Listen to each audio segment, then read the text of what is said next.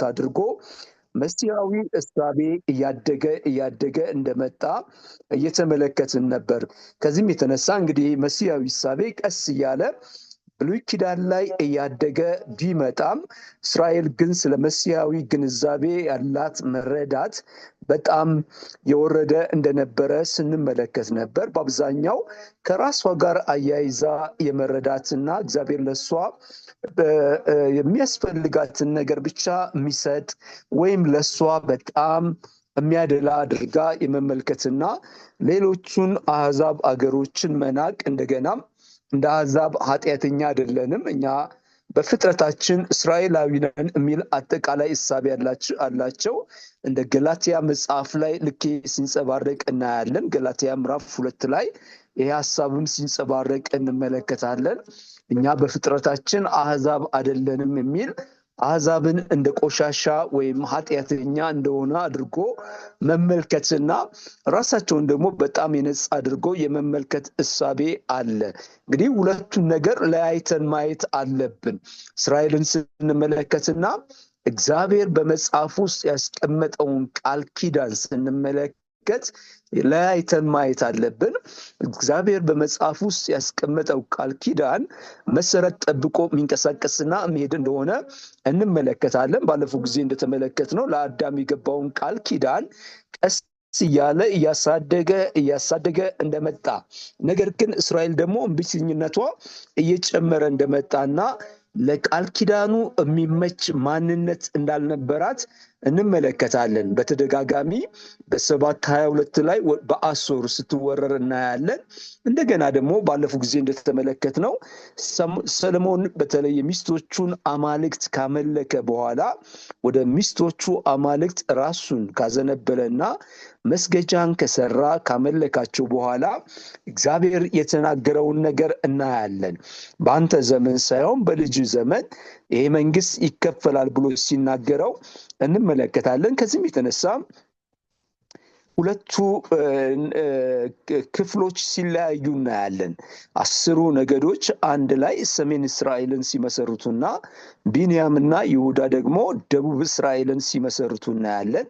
10 ነገድ ኢዮርብዓም ይዞ ተነስቶ ከፍሏቸው እንደሄደና ባለፈውም እንዳልነው እንደገና በአምልኮና በተለያየ ሃይማኖታዊ ጉዳዮች ተመልሰው እንዳይመጡ ለማድረግ ጣዖት ሰርቶላቸው ከግብፅ ያወጧችሁ ጣዖታት እነዚህ ናቸው ብሎ ይሄ እንግዲህ በተለያየ ምክንያት በዓል በሚደረግበት ጊዜ ወደ ቤተ መቅደሱ እንዳይሄድና መልሶ ሪዩኒየን ወይም እንደገና አንድ የመሆን ነገር እንዳይመጣ ለማድረግ ያደረገው ነው። ነገር ግን ከበስተኋላው ስታዩት ደግሞ በጣም ይሄ መጣውን ቃል ኪዳን ለማጨናገፍም የእንቅስቃሴ ዲያብሎስ ከበስተኋላ ሲያደርግ እናያለን።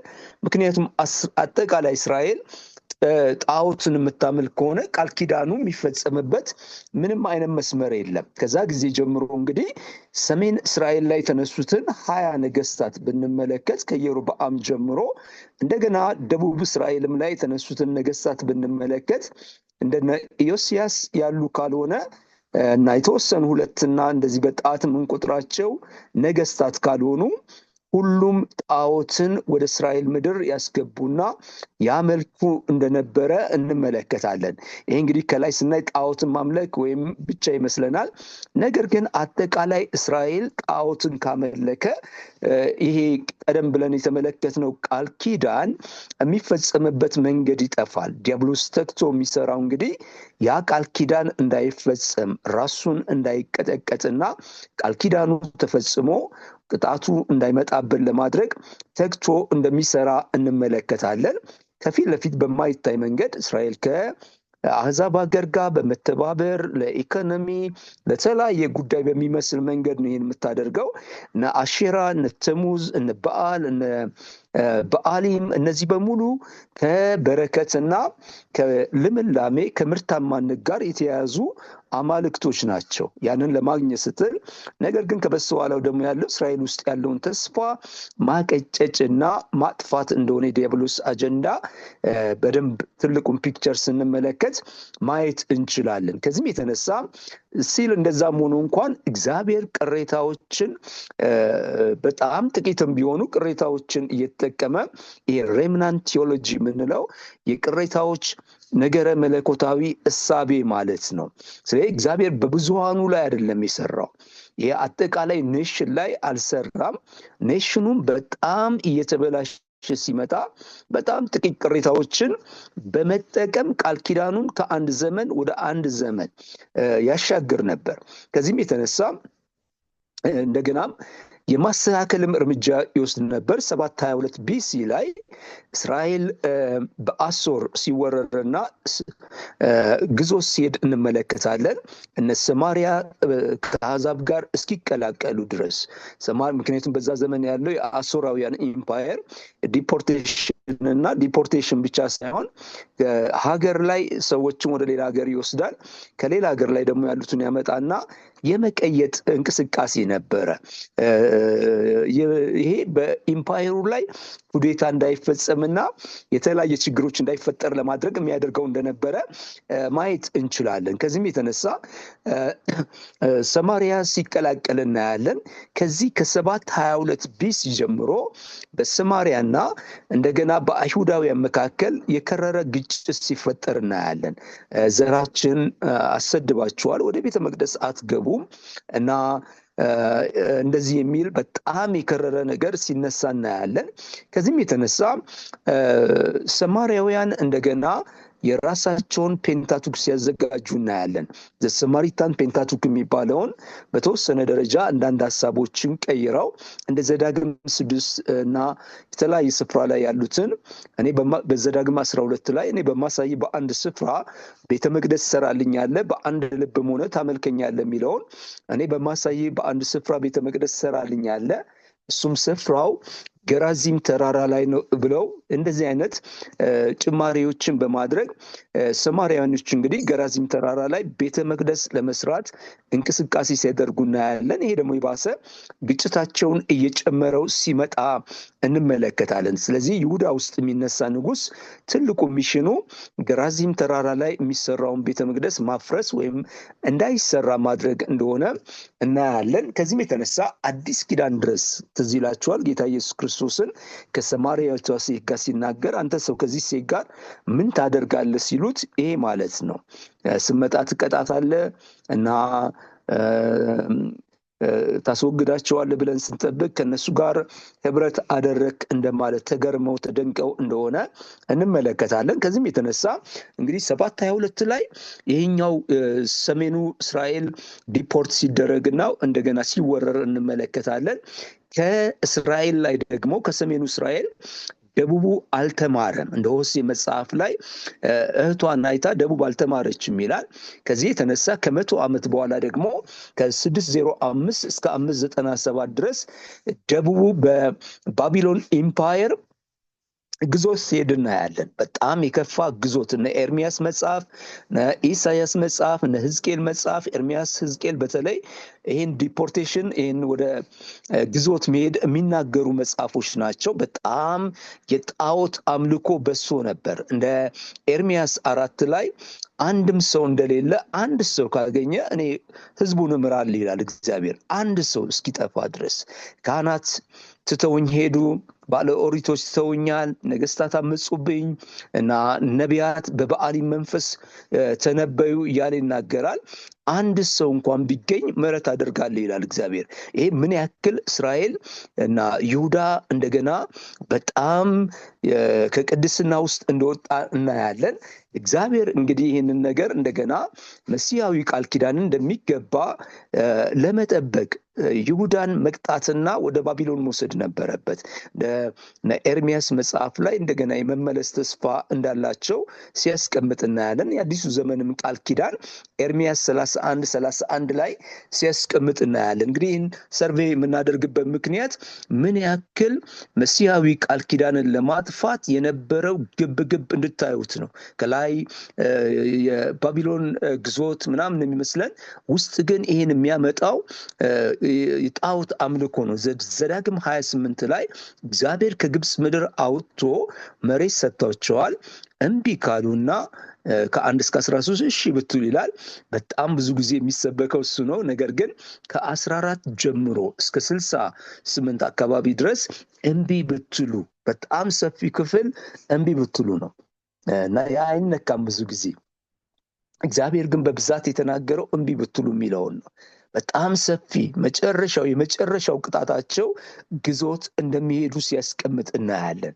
ያ እንደተፈጸመ እናያለን። ዳንኤልም በኋላ ላይ እንደ ዳንኤል 9 ላይ በሕግ መጽሐፍ የጻፍከውን አፈሰስኩብን እያለ ምዕራፍ 9 ላይ ያንን ኮንፈርም ሲያረጋግጠው እንመለከታለን። እንግዲህ ምን ያክል ዲያብሎስ ተግቶ እንደሰራ ይሄ መሲያዊ ቃል ኪዳንን ለማጥፋት ነው። አጠቃላይ እስራኤል እያንዳንዱ ኢንዲቪጁዋል ጣዖት ካመለከ እግዚአብሔር ይህን ቃል ኪዳን ከአንድ ዘመን ወደ አንድ ዘመን አሻግሮ የሚፈጽምበት የለውም። ከዛ በኋላ እንግዲህ ቃል ኪዳኑ ይቀር። ግን እግዚአብሔር ደግሞ ቃል ኪዳኑ በኔሽን ላይ አላስቀመጠውም። ባለፈውም ብያችኋለሁ። በኔሽን ላይ አይደለም ያስቀመጠው፣ በግለሰቦች ላይ ነው ያስቀመጠው። ባለፈው ስንመለከት ከአብርሃም ወደ ይስሐቅ፣ ከይስሐቅ ወደ ያዕቆብ፣ ከያዕቆብ ወደ ይሁዳ ነገድ፣ ከይሁዳ ነገድ ወደ ዳዊት ቤተሰብ እያልን መተናል። ከዚህም የተነሳ እንግዲህ ይሄ ቃል ኪዳን በዛ መንገድ እግዚአብሔር ራሱ እንደ ሕዝቅኤል 8 ላይ ቅሬታዎችን በመጠቀም ቅሬታዎችን እንዲቀሩ ሲያደርግ እናያለን። እንደ ኢሳይያስ መጽሐፍ ላይ በኋላ ሮሜ 11 ላይ ጠቅሰዋል። ነገሥት መጽሐፍ ላይ ብቻዬን ቀረው ሲል ከአንተ ጋር ለበዓል ያልሰገዱ 4000 ያሉኝ ይላል። እንደ ኢሳይያስ መጽሐፍ ላይ እግዚአብሔር ቅሬታን ባያስቀርልን ኖሮ እንደ ሰዶምና እንደ ጎሞራ በሆንን ነበር ይላል። ይህ እንግዲህ መሲሐዊ ቃል ኪዳኑ በትንሽ ሰዎች ላይ ከአንድ ዘመን ወደ አንድ ዘመን እየተሻገረ መጥቷል። ነገር ግን እስራኤል ያላት መረዳት የተበላሸን፣ ይሄ ሚስ አንደርስታንዲንጉ ያመጣው ነው። ከእግዚአብሔር ጋር ሁልጊዜ የመጀመሪያው ነገር በአዲሱም ኪዳን ቢሆን ለምን እንደተጠራንና ለምን እንደሚፈልገን የት ቦታ ምን እንደተቀበልን ወደፊት ምን እንደሚጠብቀን ምን መስራት እንዳለብን መጀመሪያ በደንብ አድርገን መረዳት አለብን። አንዴ ያለ መግባባት በራሳችን ጥበቃዎችና በራሳችን ፍላጎቶች መሄድ ከጀመርን ምስቅልቅሉ ይወጣል። እንደሚገባ የተቀመጥንበትን ዓላማ ሳንፈጽምና ሳንሰራ እንሄዳለን። እስራኤልን ይሄ ነው ያደረጋት።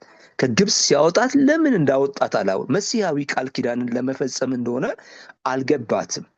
የተሻለች ልዩ ሰው ስለሆነች መሬት ሊሰጣት እና እሷ ከአሕዛብ የተለየች እንደሆነች አድርጋ ስለተረዳች ይሄ ሚስ አንደርስታንዲንግ እስከ አዲስ ኪዳን ዘመን መጥቶ መሲሁን መረዳት ሲያቅታቸው እናያለን።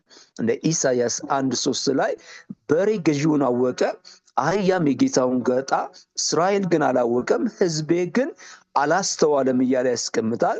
ይህ እስከ አዲስ ኪዳን ዘመን ድረስ የሚሄደውን የእስራኤልን የማስተዋል ማጣትና የመረዳት ማጣት የሚያመለክት ክፍል እንደሆነ እንመለከተዋለን። ከዚህም የተነሳ እንግዲህ እስራኤል ይሄ ሚስ አንደርስታንዲንግ እስከ መጨረሻ ጉዳት ውስጥ እንደከተታት እናያለን እና ይሄ እንግዲህ አጠቃላይ እስራኤል ላይ ይሄ ይሁን እንጂ እግዚአብሔር አሁንም በእያንዳንዱ መጽሐፍ ላይ በእያንዳንዱ ዘመን ላይ ቃል ኪዳኑን በታማኝነት በመጠበቅ ትላልቅ አደጋ ነው የሚገጥሙት። ለምሳሌ እንደ አስቴር መጽሐፍ ላይ ስታዩ አጠቃላይ አይሁድ እንዲገደል ወጥቶ ነበር። አጠቃላይ አይሁድ ቢገደል መሲሁ ሊመጣ 400 ዓመት ሲቀረው ነው አስቴር መጽሐፍ። ስለዚህ የመጨረሻ ግብግብ ዲያብሎስ ሲያደርግ ታያላችሁ። ይሄ ከላይ ያለው የመርዶክዮስና የምናምን ታሪክ አይደለም። ከውስጥ ያለው አጠቃላይ አይሁዳውያን ቢገደሉ በ127 አገር የሚገኙት አጠቃላይ አይሁዳውያን ቢገደሉ መሲሁ የሚመጣበት መስመር የለም ማለት ነው። ስለዚህ እግዚአብሔር ከመጋረጃው በስተጀርባ ጣልቃ ገብቶ መሲያዊ ቃል ኪዳንን ለመፈጸም ሲል ጣልቃ ገብቶ ሲታደግ እንመለከተዋለን። እንግዲህ በእያንዳንዱ ዘመን ይሄ በብሉይ ኪዳን መጽሐፍ ላይ በቀጥታም በተዘዋዋሪም አንደኛ ቃል ኪዳኑን እየሰፋው ያመጣዋል። ቃል ኪዳኑ የሚገጥመውንም አደጋ እያሻገረ በራሱ ጥበብና በራሱ ታማኝነት ከዘመን ወደ ዘመን ቅሬታዎችን በመጠቀም እንደገና የሚመጡትን ተግዳሮቶች በመቋቋም እግዚአብሔር ቃል ኪዳኑን ከአንድ ዘመን ወደ አንድ ዘመን እንዲሻገር እንዳደረገ እናያለን። ሌላው በጣም ትልቅ አደጋ እንግዲህ የገጠመው በኢንተርቴስታሜንታል ፔሪየድ ነው። ይሄ ኢንተርቴስታሜንታል ፔሪየድ ከብሉይ ኪዳን መጨረሻው ዘመን ጀምሮ እስከ አዲስ ኪዳን መጀመሪያ ድረስ ያለ ዘመን ነው። ይሄ ዘመን የጨለማው ዘመን ተብሎ ይጠራል። እግዚአብሔር ያልተናገረበትም ዘመን ወይም እግዚአብሔር ጸጥ ያለበት ዘመን ተብሎ ይጠራል። እንግዲህ ወደ አዲስ ኪዳን ዘመን ላይ ታሪክ ጸሐፊ የነበረው ጆሲፈስ ሁለት ትላልቅ መጽሐፎች አሉት። ጂዊሽ ዋር እና አንቲኩዊቲ የሚል መጽሐፍ አለው። በዛ መጽሐፍ ላይ እግዚአብሔር ነቢያትን ያላስነሳበት እግዚአብሔር ያልተናገረበት ዘመን እንደሆነ እሱም ያስቀምጣል። እንደገናም ደግሞ እዚህ ዘመን ላይ የተነሱትን ነገሮች ከተመለከትን በጣም ውስብስብ የሆኑ ነገር ሲነሱ እናያለን። በተለይ ይሄ መሲያዊ ቃል ኪዳንን መስመር ለማስወጣትና በጣም የተዛባ ነገር ለማስቀመጥ በኋላ አዲስ ኪዳን ዘመን ላይ የምናያት እስራኤል ለመሲሁ የሰጠችው ምላሽ እዚህ ዘመን ላይ ካለውም አስተምሮ አንጻር እንደሆነ መረዳት ያስፈልገናል። እንግዲህ ትምህርቶች ሲባል በጣም ከባዶች ናቸው። ትምህርት እኛ ጋር እንደ ቀላል ነው የምናስባቸው።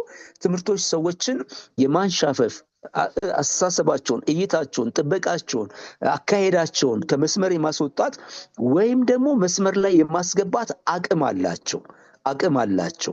ስለዚህ በትምህርት በጣም ዲያብሎስ ይሰራል። በትምህርት እግዚአብሔር ይሰራል። በትምህርት ዓለም ትሰራለች። በትምህርት ሁሉም ይንቀሳቀሳል። ምክንያቱም ሰው ውስጡ የሚገባው ዳታ ይገዛዋል፣ ነገሩን ይቆጣጠርበታል፣ እንቅስቃሴውን ያፋጥነዋል ወይም ይገተዋል። ከዚህም የተነሳ ዲያብሎስ እዚህ ዘመን ላይ በጣም የመጨረሻ መሲያዊ ቃል ኪዳን ለመፈጸም የቀረበበት ዘመን ነው። ኦልሞስት 400 ዓመት የቀረበት ዘመን ነው። በጣም በትጋት ሲሰራ እናያለን። እዚህ ዘመን ላይ እንግዲህ አንዱ ባለፈው ቀደም እንደተመለከት ነው ወደ ባቢሎን የሄደችው እስራኤል እንደገና ከ70 ዓመት ግዞት በኋላ ትመታለች። ግን ወደ ባቢሎን ስትሄድ ለምን እንደሄደች አልገባትም።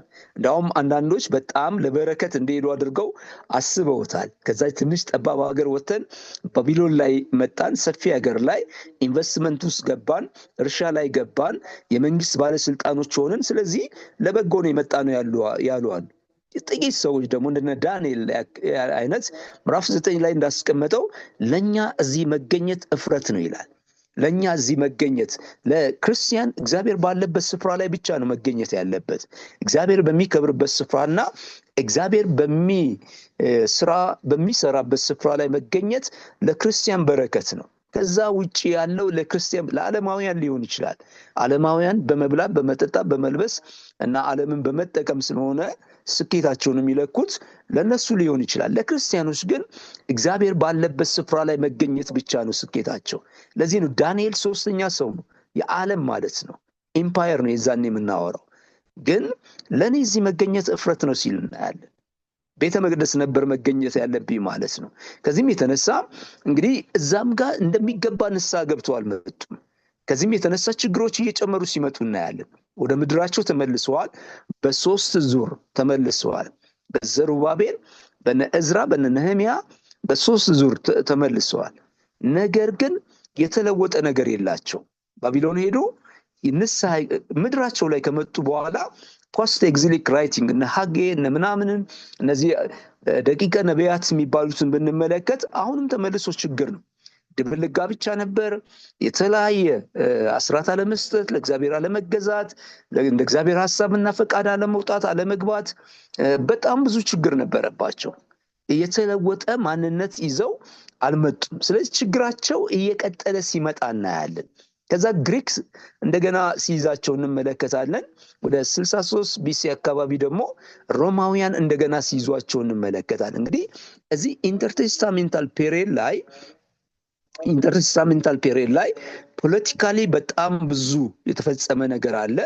በተለይ በሁለት የግሪክ ነገስታት በፕቶሎሚ እና በሰሉከስ ሲሪያ ላይ ቁጭ ተቀምጦ እና ፕቶሎሚ ግብጽ ላይ ተቀምጦ መካከል ላይ እስራኤልን ሆና በጣም ኃይለኛ ውዝግብ ነበር። ፖለቲካሊም ኃይለኛ ውዝግብ ነበር። ነገር ግን ለኛ ደግሞ በጣም የሚያስፈልገን እዚህ ኢንተርቴስታሜንታል ፔሪየድ ላይ አንዱ በጣም ብዙ ስነ ጽሁፍ የመጣበት ዘመን ነው። በጣም ብዙ መጽሐፎች ከ400 በላይ የአዋልድና ሲዶግራፊካል መጽሐፎች የተጻፉበት ዘመን ነው። እነዚህ የምናያቸው የአዋልድ መጽሐፎች በአጠቃላይ ከ400 በላይ ናቸው።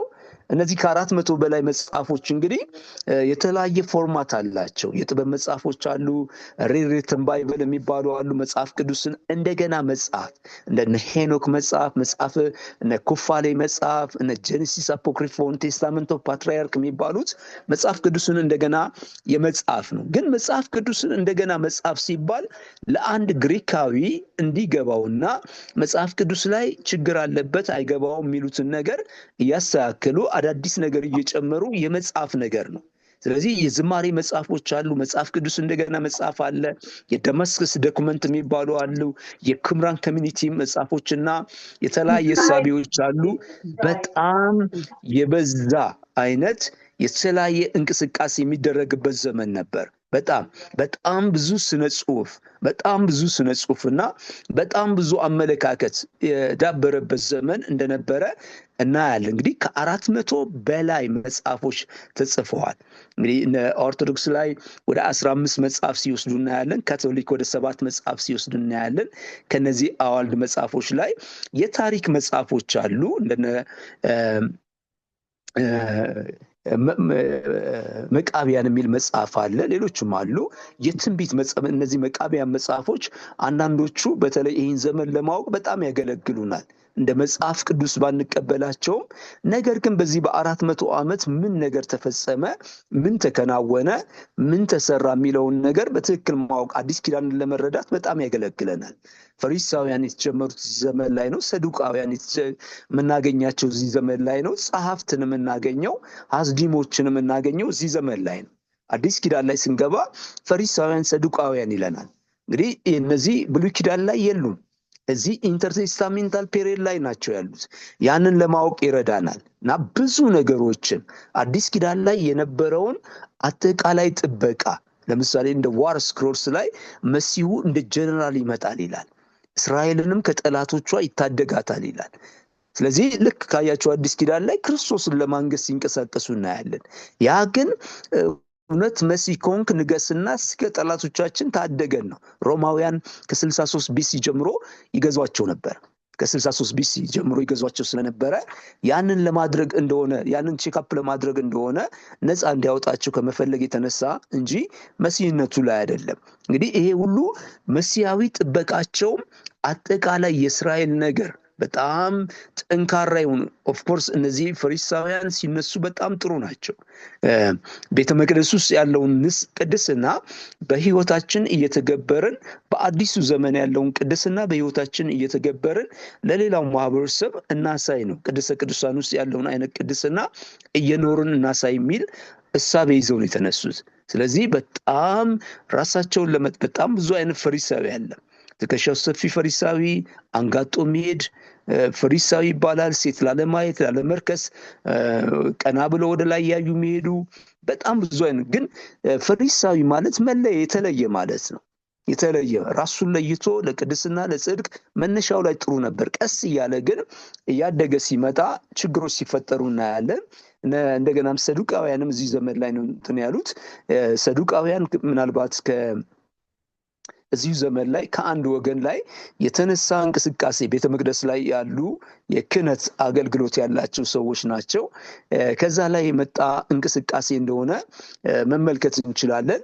እንግዲህ እነዚህ በሙሉ በጣም አዳዲስ የሆኑ እንደዚህ አይነት ግሩፖች፣ ህብረቶች እና እንቅስቃሴዎች በኋላ አዲስ ኪዳን ዘመን ላይ የመሲሁን አገልግሎት በጣም የሚጋፈጡ እና ግብዝ የሆኑ በጣም ጠንካራ የሆኑ ለትራዲሽናቸው ለተለያየ ነገር በጣም ጠንካራ የሆኑ ሰዎችን እንዲፈጠር ያደረገ ዘመን ነው ይህ ዘመን። እንደገና በጣም ብዙ መጽሐፎች የተፈበረኩበት ኢቨን አዲስ ኪዳን ላይ አንዳንዶቹ ሲጠቀሱ እናያለን። ማህበረሰቡ ያነበዋል። ከዚህ የተነሳ ሲጠቅሷቸው እናያለን። አንዳንዴ ከዛም ሲጠቀስ እንመለከታለን። ከዚህም የተነሳ ማህበረሰቡ በጣም አዘውትሮት ያነበው እንደነበረ እናያለን። እዚህ ዘመን ላይ እንግዲህ በጣም በተጋነነ መንገድ መሲሐዊ አስተምሮን ከመስመር እንዲወጣ ያደረጉት ነው። መሲሁን በጣም አንታይ ጀንታይል፣ አሕዛብን የሚጠላ እንደ ኩፋሌ መጽሐፍ ላይ አሕዛብን የሚጠላ አድርጎ ነው ያስቀመጠው። ጸረ አሕዛብ የሆነ መጥቶ የሚቀጣቸው ለእስራኤል እንዲገዙ የሚያደርግ እና እስራኤልን በጣም ወደ ከፍታ የሚያመጣ አይነት መሲ አድርጎ ይስረዋል። እንደነ ሄኖክ መጽሐፍም ላይ ባለፈው ሚሊተሪ የሆነ መሲ ሁለት መሲ ዱዋል መሳያ ዱዋል የሆነ ሁለት የሆነ መሳያን ይሄ ደግሞ ፈጽሞ አዲስ የሆነ ጥበቃዎችን ሲያመጡ እናያለን። በጣም የተወዛገበ እንዲሆን ማለት ነው። ሁለት መሲዎችን የመጠበቅ ወይም ደግሞ መሲውን ከአንድ አውጥቶት ሁለት አይነት መሲ አድርጎ የማስቀመጥ እንቅስቃሴ ሁለት መሲ እንደሚመጣ አድርጎ የማስቀመጥ እንቅስቃሴ እናያለን። በጣም መስመር የወጣ እንቅስቃሴ እንደሆነ የምንመለከትበት ነው። ስለዚህ በተለይ በዚህ ዘመን ላይ መሲያዊ ጥበቃቸውን ቶታሊ ያበላሸበት ዘመን እንደሆነ እናያለን። በእያንዳንዱ መጽሐፍ ላይ እስራኤልን ወደ ከፍታ የሚያመጣ እንደሆነ ወደ ኢኮኖሚካል ከፍታ ወደ ፖለቲካል ከፍታ መሲሁ እንደሚያመጣት አድርጎ ያስቀምጠዋል። ከዚህም የተነሳ መሲያዊ ጥበቃቸው ቶታሊ የተበላሸ እንዲሆን አድርጎታል። እንግዲህ ኢንተርቴስታሜንታል ፔሪየድ ላይ ከአንድ አንግል ነው የተመለከትነው። በተለይ ዋናው ለኛ ይሄ ነው።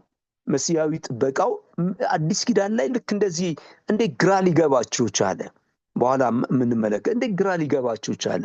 ቤተ መቅደስ እየገቡ ቅዱሰ ቅዱሳን ያገለገሉ ሊቀ ካህናት እንደገናም ፈሪሳውያን፣ ሰዱቃውያን በሕግ ትምህርት እዚህ እነ ገማልያ የወጡበት በሂላልና ሻማይ ትምህርት ቤት የተማሩ ሰዎች ናቸው። እነዚህ ሰዎች እንዴት አድርጎ ነው መሲሁን መለየት ያቃታቸው ስንል መሲሁን መለየት እንዲያቀታቸው ያደረገው በዚህ በኢንተርቴስታሜንታል ፔሪየድ ላይ የተሰሩ ስራዎች ናቸው። በዚህ ዘመን ላይ የተሳለው መሲሁ በጣም ከመጣው መሲ ጋር አይሄድም። በጣም ጠንካራ ጉልበተኛ የሆነ በኃይል እስራኤልን ነፃ የሚያወጣ ከቤተ መንግስት የሚወለድ እና ንግስና ላይ ተቀምጦ እንደ ኪንግ ሆኖ ንግስና ላይ ተቀምጦ አጠቃላይ እስራኤልን ከጠላት ንግስና ነፃ አውጥቶ ወደ ኢኮኖሚካል ከፍታና ወደ ፖለቲካል ከፍታ የሚያመጣ አድርገው እነዚህ መጽሐፎች በእነዚህ አዋልድና ሲዶግራፊካል መጽሐፎች አስቀምጠውታል በጣም በተሳሳተ መንገድ። ይሄ እንግዲህ ከበስተኋላው የዲያብሎስ ሴራ እንዳለ እናያለን። የዲያብሎስ ሴራ በጣም ጊዜው ቀርቧል። እንግዲህ በጣም 200 ዓመት እነዚህ መጽሐፎች 170 130 ዓመት ሲቀር አንዳንዶቹ 200 እንደዚህ አንዳንዶቹ በጣም በቅርበት ደግሞ 60 40 ሲቀር የተጻፉ ናቸው። በጣም ብዙ ናቸው እና የተለያየ እንደ ኩምራን ኮሚኒቲ ላይ ቲቸር ኦፍ ራይቸስነስ የሚል ነበር። የጽድቅ አስተማሪ ተብሎ ይጠብቃሉ።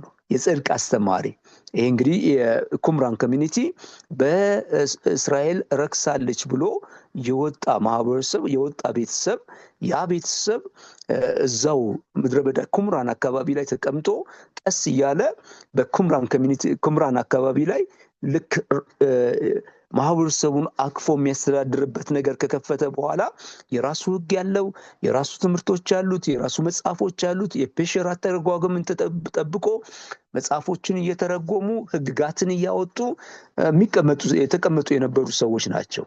የጽድቅ አስተማሪ ተነስቶልናል ብለው የሚያምኑ ሰዎች ናቸው። ሁለት ቤተ መቅደስ እንደሚሰራና አንዱ ፊዚካል ቤተ መቅደስ እንደሚሆን አካላዊ ከግንብ የሚሰራ ቤተ መቅደስ ራሳቸውንም ደግሞ የእግዚአብሔር ቤተ መቅደስ አድርገው ያዩ ነበር። ከተማ ያለችውን እስራኤል የቤላል ተከታይ ይሏታል፣ የአጋንን ተከታይ እውነተኛ እስራኤል እኛ ነን ይላሉ። በጣም ብዙ አይነት ግሩፖች የተነሱበት ዘመን ነው። ብዙ አይነት እንቅስቃሴ የተነሳበት ዘመን ነው። ይህን እንቅስቃሴ በሙሉ ሰመራይዝ ብታደርጉት ወይም ባለፈው እንዳልነው ከትልቁ ፒክቸር ከዘፍጥረት 3 አንስተን ከተመለከት ነው ይህን የሚመጣው መሲ መልክ ማጥፋት ነው። አዲስ ኪዳን ላይ የሚገለጠው መሲ ጥበቃቸውን ማበላሸትና ጥበቃቸውን ወደ ተሳሳተ ነገር ማግባት እና በጣም በሚገርማችሁ ሁኔታ መሲያዊ ተስፋ እያደገ የመጣው እስራኤል ውስጥ ነው። መሲያዊ ተስፋ እያደገ የመጣው እስራኤል ውስጥ ነው። እንደገናም እየጠበቁ ያሉትም እስራኤላውያን ናቸው። በተሳሳተም በተለያየ መንገድ አሕዛብ ስለዚህ ጉዳይ ያውቁ ከዛ ቃል ኪዳን ውጪ ናቸው። ከሞዛይክ ቃል ኪዳን ውጪ ናቸው።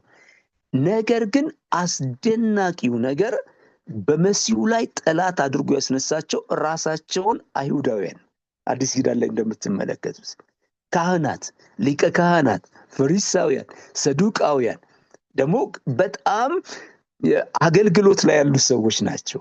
በጣም አገልግሎት ሊቀ ካህናት እነ ቀያፋ፣ እነ ሐና፣ እነ እስክንድሮስ እንደገናም ፈሪሳውያን፣ ሰዱቃውያን እነዚህ ሰዎች ናቸው ጠላት ሆነው የተነሱት። እንግዲህ እነዚህ ሰዎች አጠቃላይ እይታቸው እንዲበላሽና ወደ ማይገባ እንቅስቃሴ ውስጥ እንዲገቡ አድርጓቸዋል። አንድ በዚህ በኢንተርቴስታሜንታል ፔሪድ የነበረው አጠቃላይ እንቅስቃሴ፣ ሁለተኛው ደግሞ በግሪክ ኤምፓየር ውስጥ የነበረው ፖለቲካል ሲስተም። ይሄ በግሪክ ኤምፓየር ውስጥ የነበረው ፖለቲካል ሲስተም ቤተ መቅደሱን አበላሽቶታል። ሊቀ ካህን ሳይቀር እነ ጃሰን፣ ሜላኒየስ በገንዘብ በመግዛት ሊቀ ካህን የሆኑ ነበር። ለግሪክ ኤምፓየር ገንዘብ በመስጠት በመክፈል ወንድም በወንድሙ ላይ እየተነሳ ሊቀ ካህን በጣም የተበላሸ ነገር ውስጥ ገብተው ነበር። ይሄ መንፈሳዊነቱ በጣም እየቀዘቀዘ እንግዲህ ከበስተኋላ ዲያብሎስ ነው። መንፈሳዊነቱ በጣም እየቀነሰ ስጋዊነቱ እየጨመረ የአምልኮ መልክ አላቸው፣ ግን ሪል የእግዚአብሔር መንፈስና የእግዚአብሔር ነገር በሙላት የሚገለጥባቸው ያንን የሚጠብቁ ለዛ የተሰጡ አይደሉም። ከዚህም የተነሳ ኢንተርቴስታሜንታል ፔሪድም ላይ የመጣው ነገር አዲስ ኪዳን ላይ ምክንያቱም ኢንተርቴስታሜንታል ካለም በኋላ ያው በኢንተርቴስታሜንታል ፔሪድ ክርስቶስ እንዳገለገለ ማየት እንችላለን። ያ ዘመን እስከ ክርስቶስ ኢየሱስ አገልግሎት ዘመንም ድረስ ይሄዳል። በኋላ ነው አዲስ ኪዳን የምንለው።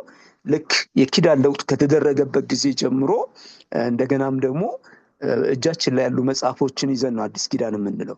ስለዚህ ያ ሁሉ ዘመን በዚህ በኢንተርቴስታሜንታል ፔሪድም የሚካተት ስለሆነ ክርስቶስ ከተወለደበት ጊዜ ድረስ ያለው በኋላም እያገለገለም እንኳን ያ ኢንፍሉዌንስ በጣም በከፍተኛ ሁኔታ ስለነበረ የክርስቶስ ኢየሱስን አገልግሎት፣ የክርስቶስ ኢየሱስን እንቅስቃሴ፣ የክርስቶስ ኢየሱስን ኢቭን ጠፍቶባቸዋል። እንደዚህ አይነት መሲህ ፈጽሞ አልጠበቁም። ደጋግመው ይጠይቁታል። ይህን ያመጣው ምንድን ነው? ይሄ ኢንተርቴስታሜንታል ፔሪድ ላይ የተሳለበት ፒክቸር ፈጽሞ የተለየና ጠላት በጣም አጣሞት አበላሽቶት ያስቀመጠው ስለነበረ አጠቃላይ ፒክቸሩ እንደተበላሸ እናያለን። እንግዲህ ምንድን ነው በአጠቃላይ እንግዲህ እንድናይ የፈለግነው ይሄ መሲሐዊ ተስፋ እንደዚህ አበላሽቶት ያስቀምጠው እንጂ እግዚአብሔርም ደግሞ ያም መሲሐዊ ተስፋ በራሱ ፕላንና በጣም ወደኋላ ላይ ኢቨን ግለሰቦችን በመጠቀም አንዳንድ ሰዎችን ልክ አዲስ ኪዳን ላይ ማርያም ጋር ሲመጣ እናያለን። እንደዚህ ኔሽኑ እየጠፋ ሲመጣ በጣም እያጠበበው ቅሬታዎችን በመጠቀም እንደገናም ግለሰቦችን በመጠቀም ከአንድ ዘመን ወደ አንድ ዘመን እያሸጋገረው ያመጣው ቃል ኪዳን እንደሆነ እንመለከታለን። ከዚህም የተነሳ እንግዲህ ይሄ ሰርቬያችን ምንድን ነው በደንብ አድርገን እንድናስበው የፈለግኩት የእግዚአብሔርን ማንነት በትክክል የተመለከትናቸው የእግዚአብሔርን ማንነት በኋላ ሁለት ላይ እንግዲህ በጣም በጥልቀት እየገባን አሁን እንደ ፋውንዴሽን ያስቀመጥ ነው። የእግዚአብሔርን ማንነት፣ የሰውን ማንነት፣ የኃጢአትን ምንነት ተመለከትን። መሲሁ ከዛ ጋር ተያይዞ ስለመጣ መሲሐዊ ተስፋ ደግሞ እንዴት አድርጎ በብሉይ ኪዳን ዘመን እያደገ እንደመጣ እስካሁን ድረስ ተመልክተናል። እንግዲህ ከሚቀጥለው ከሁለት ጀምረን ሳምንት እና ዛሬ ጥያቄዎችን እናስተናግዳለን። ወደኋላ ላይ ያልገባችሁ እና ግራ የገባችሁ ነገር ካለ እንደገና እንዲብራራ የምትፈልጉት ዛሬ የምንጀምርና ምናልባት ደግሞ ቤት ሄዳችሁን ኖታችሁን ተመልክታችሁ አስባችሁ ሳምንት አንድ ፔሪድ በሙሉ ጥያቄዎችን እናደርግና ከዛ እንጨርሳለን። እንግዲህ አንድ ሳምንት ወይም እናንተ እንዳላችሁ ታርፉና አሁን ወደ ጠንካራው ወደ ጠለቅ ወዳለው አዲስ ኪዳን ዘመን ላይ ወደ ተገለጡ የክርስቶስ ኢየሱስ ሐሳዊ ትምህርቶችና የክርስቶስ ኢየሱስ አጠቃላይ ክርክሮችና ድንጋጌዎች የክርስቶስ ኢየሱስ ማንነትና ስራዎች ውስጥ የምንገባበት ይሆናል። ይሄ እስካሁን የተመለከትነው እንግዲህ ፋውንዴሽን ይዘን ነው እዚህኛው ሁለት ላይ የምንገባው። ማን ነው? ለምን መጣ? ምን ሊያደርገን የመጣው ስንል ወደኋላ የተመለከትናቸውን ነገር አእምሯችን ላይ እንደገና ማስቀመጥ አለብን። በኋላም ስንጠየቅ መለኮት ነው ስንል ስለ መለኮት ያሰብነውን ነገር ማሰብ አለብን። ይህን ነገር ያሟላል ወይ? የሚያሟላ ከሆነ እንዴት ነው? ወይስ መመልከት እንችላለን? እነዚህ ነገሮች በጥንቃቄ ወደኋላ የተመለከትናቸውን ማሰብ አለብን። የመጣበትንም ምክንያት እንግዲህ የመጣበት ምክንያት ልክ አዲስ ኪዳን መጽሐፍ ላይ ስናይ እግረ መንገዱን ያከናወናቸው ማንነቱን ለማሳየት ያከናወናቸው የተለያዩ ስራዎች አሉ። እንደ ፈውስ አለ፣ መመገብ አለ፣ ተአምራት ማድረግ፣ ማስተማር፣ የተለያየ ነገሮች አሉ። ግን ዋናው ተልእኮ የመጣበትን ባለፈው የሰው መሰረታዊ ችግሩ ሰው ወድቋል ብለናል። ይህን የውድቀት ዋጋ ለመክፈል እንደሆነ ማስታወስ አለብን። አሁንም ለእኛም ስናስብ እንኳን ክርስቶስ ኢየሱስ ትልቁን ስራ ይሰራልን በመስቀል ላይ ሞቶ ከኃጢአታችን ነፃ የምንወጣበትን ስራ ሰርቶልናል። ከፊት ለፊታችን ደግሞ ለዘላለም የምንኖርበትን ተስፋ ፈጽሞ የማይሻርና የማይለወጥ ተስፋ ሰጥቶን ከዳንን ማለት ሰጥቶን እሱን እየጠበቅን ወደዛ እንደምገባ በእርግጠኝነት አምነን መጠበቃችን ነው። ሁለቱን ነገር ነው የምናገኘው። ሌላውን ነገር በሙሉ ቀሪ ነው። ሌላውን ነገር በሙሉ እግረ መንገድ የሚፈጸሙ ናቸው። እግረ መንገድ ላይ የሚፈጸሙና ኋላም ላይ ትተናቸው የምንሄዳቸው ናቸው። ስለዚህ ከድነት በኋላ ደግሞ የተቀመጥንበት ዓላማ የእግዚአብሔርን መንግስት ለማስፋትና ለማጥራት ከዛ በኋላ በአዲሱ ዘመን ላይ ከእግዚአብሔር ጋር ለዘላለም ሐሴት እያደረግን አዲስ ሰማያዊ ስጋ ለብሰን ለዘላለም ለመኖር ይህን መሰረታዊ ፍሬም ጠብቀን እንግዲህ ወደ አዲስ ኪዳን ወደ ክርስቶሎጂ 2 እንሄዳለን ማለት ነው። ዛሬ ጥያቄ ወደኋላም ከተማርናቸው አእምሯችሁ ላይ ያለውን ጥያቄ እነዛን ዛሬና አሁን ባለን ሰዓቶችና እንደገናም በሚቀጥለው ሳምንት ጥያቄዎችን እናመጣና ምናልባት ግር ያለ ነገር ግልጽ ያልሆነ ነገር ካለ እንመለከታለን። ከዛ በኋላ ወደ 1ን እንጨርስና ወደ 2 ላይ ተመልሰን እንመጣለን። በምናርፍበት ጊዜ ግን መለስ ብለን የተማርናቸውን ነገሮች ፋውንዴሽን ስለሆኑ እነዛን ነገሮች ለማሰላሰል መልሰን ለማዳመጥ መልሰን ለማየት መሞከር ይጠበቅብናል። ማይክ ያደርግላችኋለሁ። ወደ ማይክ መታችሁ ጥያቄ ኮመንት ካላችሁ ወደ ጥያቄም ወደ ኮመንትም መምጣት ትችላላችሁ።